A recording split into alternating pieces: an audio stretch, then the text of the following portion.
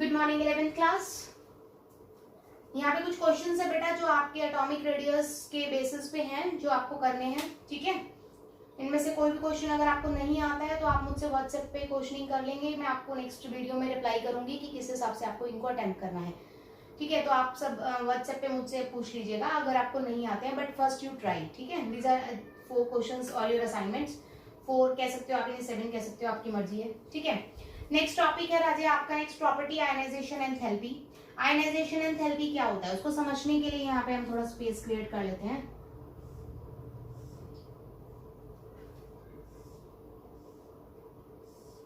देखिए बेटा, आपको पता है ये आपका न्यूक्लियस है और यहाँ पर आपको क्या दिए हुए हैं, शेल्स दिए हुए हैं। Very good. सबसे लास्ट वाला जो शेल है उसको आपने क्या बोला बेटा, आउटर मोस्ट शेल। करेक्ट। उसमें जो इलेक्ट्रॉन होगा, देखो इलेक्ट्रॉन्स तो हर जगह हैं, ठीक है ना। अब यहाँ पर आपने एक फॉर्मूला पढ़ा है, F is equal to Q1 Q2 by में R स्क्वायर, है ना, पढ़ा है ना। तो आपने इसमें क्या देखा कि force of attraction is inversely proportional to radius. Simply distance के force of attraction inversely proportional होती है, आपने ये पढ़ा है। तो उसी पे फोकस करेंगे बेटा। Force of attraction is inversely proportional to radius. तो यहाँ पर रेडियस इतना सा है बेटा, नेक्स्ट के लिए इतना हो जाएगा, थर्ड के लिए इतना हो जाएगा और फोर्थ के लिए इतना। तो आपको दिख रहा है कि सबसे लास्ट वाले शेल का रेडियस सबसे बड़ा है, तो उसका फोर्स ऑफ अट्रैक्शन क्या होगा, सबसे कम होगा। उसके इलेक्ट्रॉन को हमने क्या नाम दिया है बेटा, वैलेंस इलेक्ट्रॉन। क्या नाम दिया है, वैलेंस इलेक्ट्रॉन। और ये लूजली बाउंड इलेक्ट्रॉन है। This is your loosely bound electron. सबसे ज्यादा ढीला इसी इलेक्ट्रॉन को बोलते हैं, क्योंकि जो आउटर मोस्ट शेल में इलेक्ट्रॉन्स होते हैं वहां पर फोर्स ऑफ अट्रैक्शन सबसे कम होता है, तो वो सबसे ज्यादा लूजली बाउंड इलेक्ट्रॉन्स होते हैं। तो इस इलेक्ट्रॉन को बाहर निकालना है हमें। दैट मीन्स एटम में से इलेक्ट्रॉन्स को बाहर निकालना है, इलेक्ट्रॉन्स को रिमूव कराना है।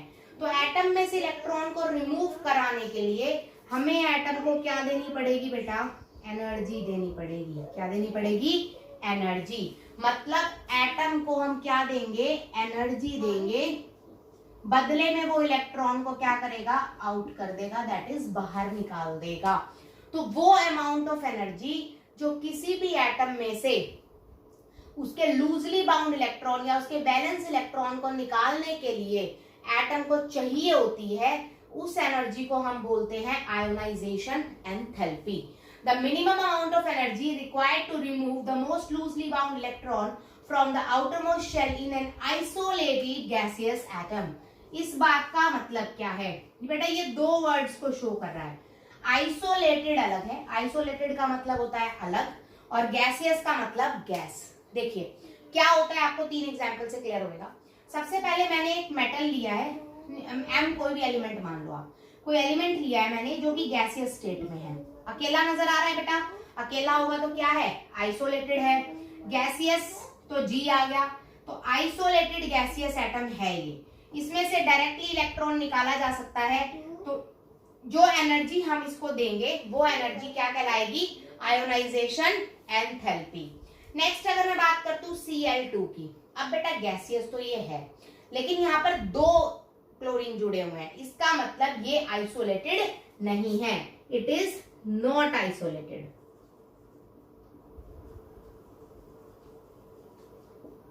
ठीक है, आइसोलेटेड नहीं है बेटा।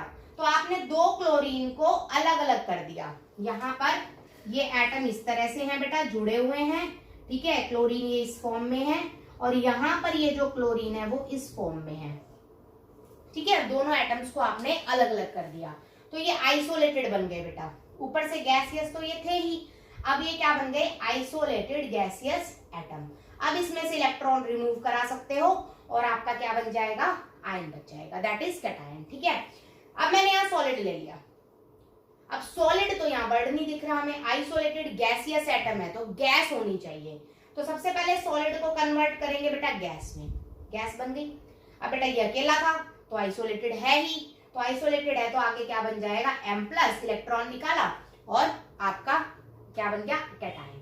ठीक है, इसी तरह से एक एग्जांपल आप यहाँ पे और देख सकते हैं, मैं इसको रब कर रही हूँ।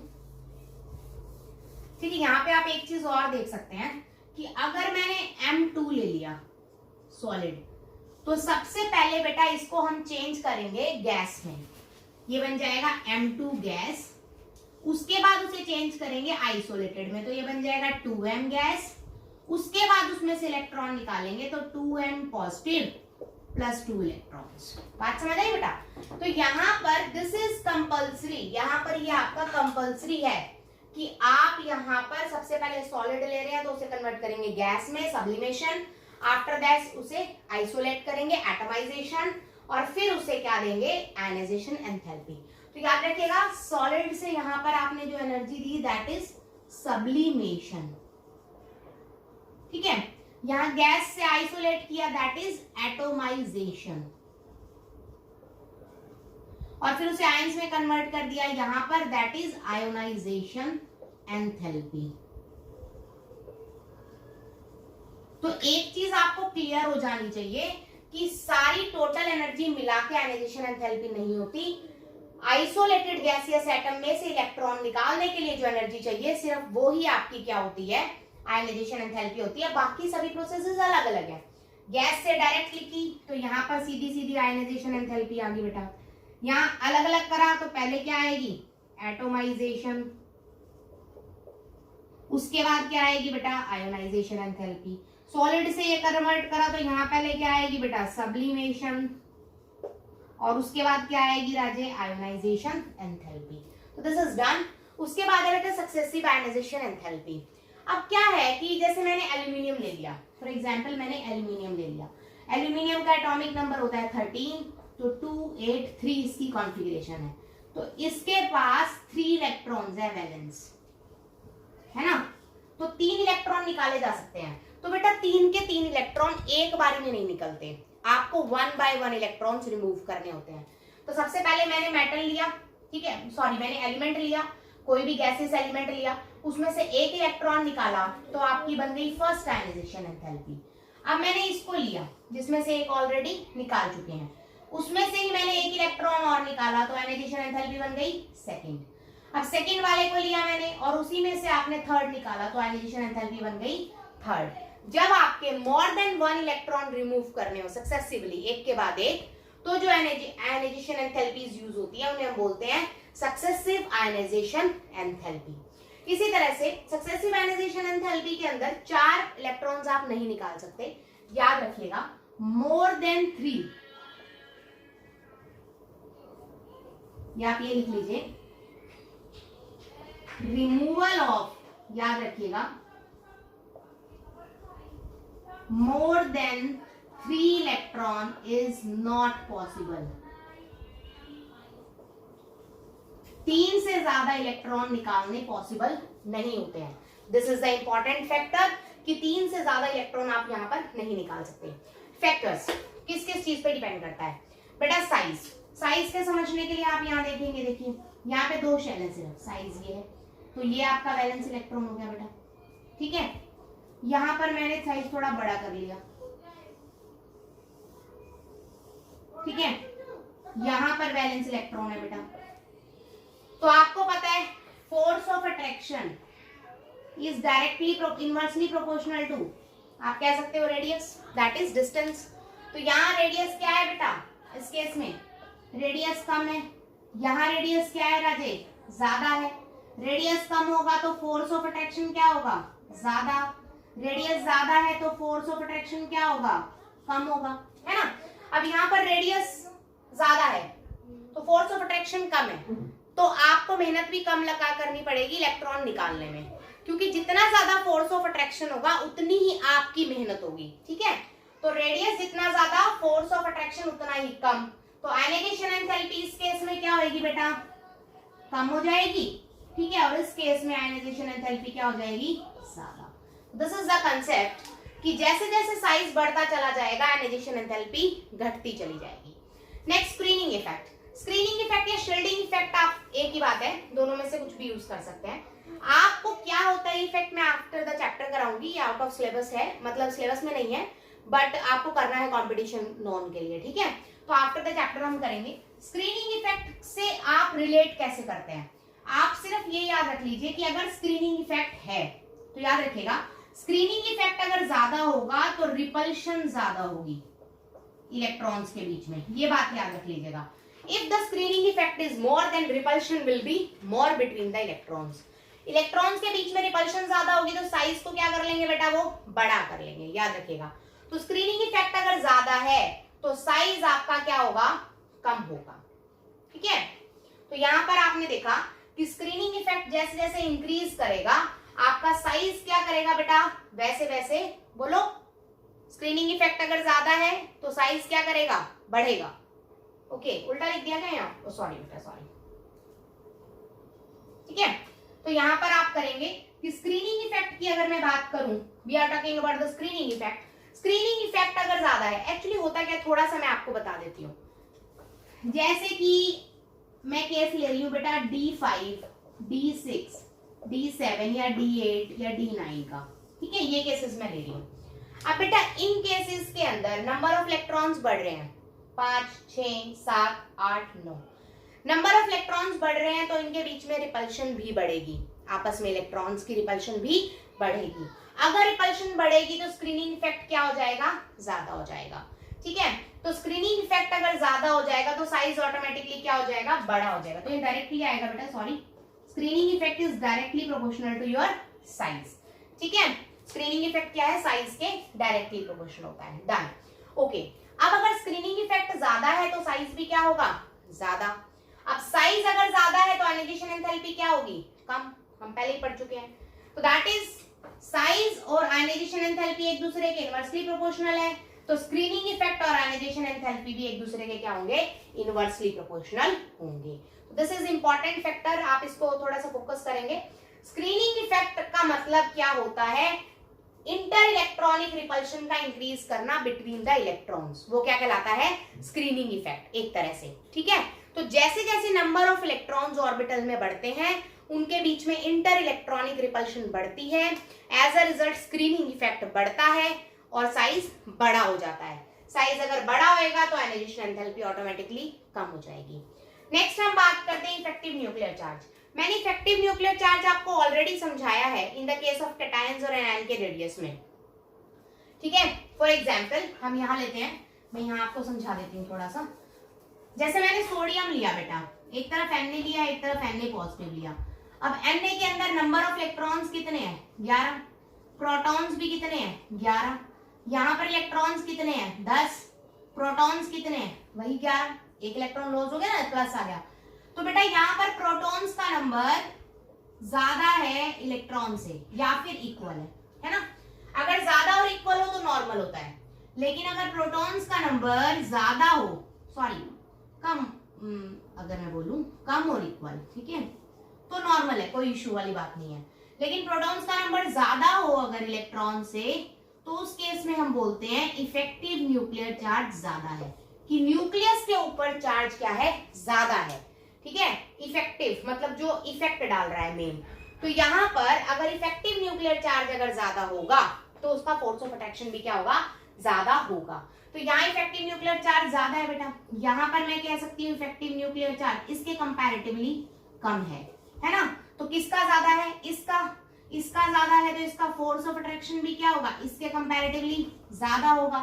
फोर्स ऑफ अट्रैक्शन ज्यादा होगा तो इसकी आयोनाइजेशन एंथैल्पी भी क्या होगी, ज्यादा होगी। मतलब अगर मैं कहूं कि सोडियम में से इलेक्ट्रॉन निकालना है और सोडियम पॉजिटिव में से इलेक्ट्रॉन निकालना है, तो इस केस के अंदर सोडियम पॉजिटिव में से इलेक्ट्रॉन निकालने के लिए आयोनाइजेशन एंथैल्पी क्या लगेगी, ज्यादा, और सोडियम में से इलेक्ट्रॉन निकालने में आयोनाइजेशन एंथैल्पी क्या लगेगी, कम लगेगी। नेक्स्ट है पेनिट्रेशन पावर। पेनिट्रेशन पावर क्या होता है, जैसे मैंने आपको ऑर्बिटल्स बताए थे S, P, D and F, ठीक है। तो दिस इज योर न्यूक्लियस बेटा, उसके सबसे पास जो होता है उसे बोलते हैं S, उसके बाद आपका आएगा P, उसके बाद D, उसके बाद F। तो जितना ज्यादा पेनिट्रेट,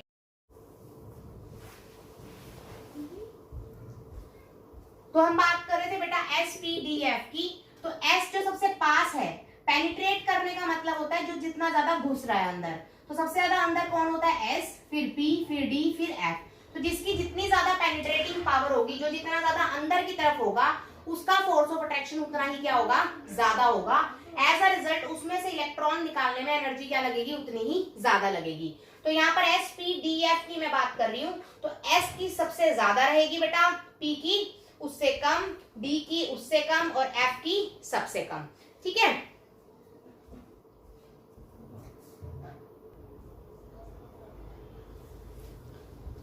नेक्स्ट फैक्टर है आपका स्टेबल इलेक्ट्रॉनिक कॉन्फ़िगरेशन। जैसे मैंने आपको लास्ट कुछ लेक्चर्स में बता चुकी हूँ मैं, SPDF 4 तरह के ऑर्बिटल्स होते हैं।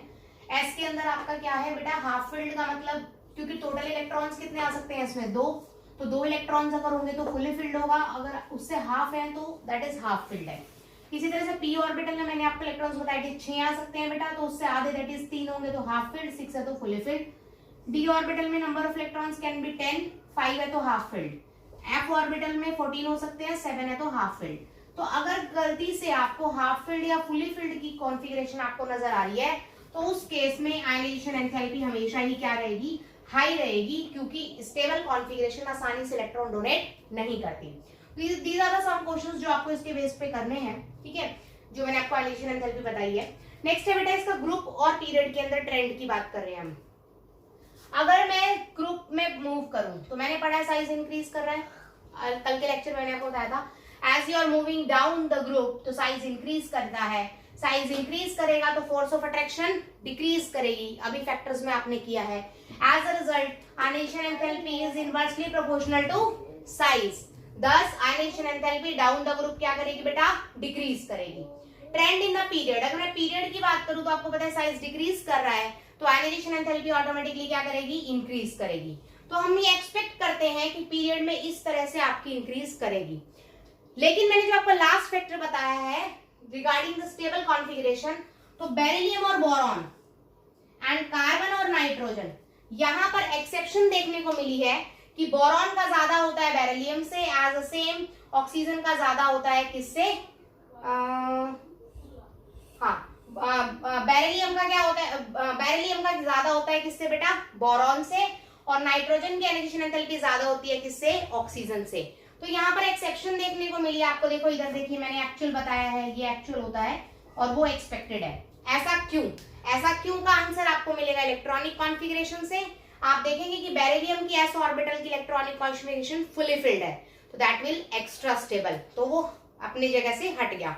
सेम इसी तरह से ऑक्सीजन और नाइट्रोजन में, nitrogen is half filled orbital, half filled orbital होने की वजह से स्टेबिलिटी क्या है, ज्यादा है, और आपका ऑटोमेटिकली ऑक्सीजन से उसकी आयनाइजेशन एंथैल्पी ज्यादा हो जाएगी। तो आयनाइजेशन एंथैल्पी आपका टॉपिक यहाँ कंप्लीट होता है। कल मैं आपको इलेक्ट्रॉन गेन एंथैल्पी कराऊंगी, तब तक आप इसके क्वेश्चंस 4 ये और 7 वो मेरे जो 11-12 क्वेश्चंस टोटल हो गए हैं, आप वो उसको कंप्लीट कीजिएगा। ओके बेटा।